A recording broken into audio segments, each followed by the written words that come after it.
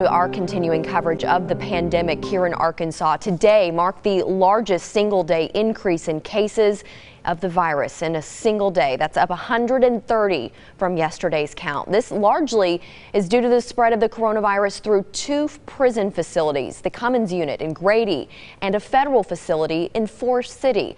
Here's a look at the numbers. We have 1,410 positive cases of COVID-19 within the state.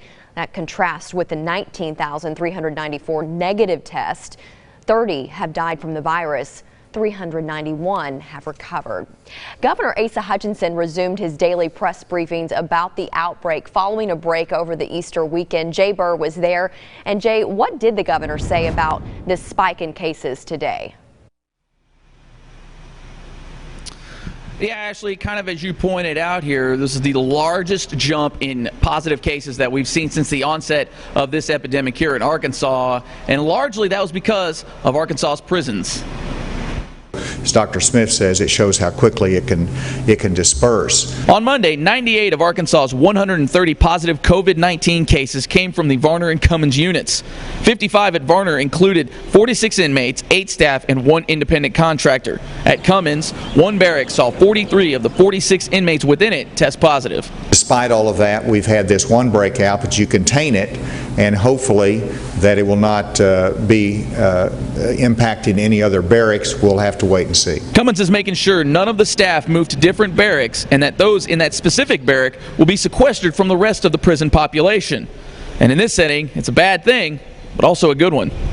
These are high-risk settings where COVID-19 can spread very easily, very rapidly, but they're also closed systems, and they don't necessarily represent the situation in Arkansas in general. Officials say that despite the safety measures in place, it's still infiltrated the prison. But it is much easier to contain the virus in this type of setting. The fortunate thing about that kind of setting is that it's not that hard to contain it because people aren't going out and about. They're not leaving the prison. Governor Asa Hutchinson also not thinking of releasing any inmates from Cummins in order to cut down on the spread as of yet. We could look at some offenders that are close to their release date, but we're not close to having to do that now. Let's see where we go from here.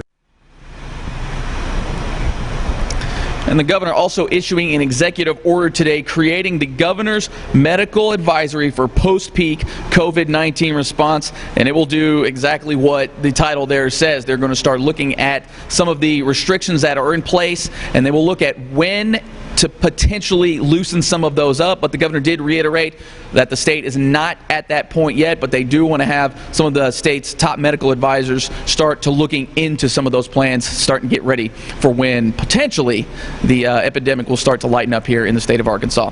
Live from the state capitol, Jay Burr, KARK 4 News.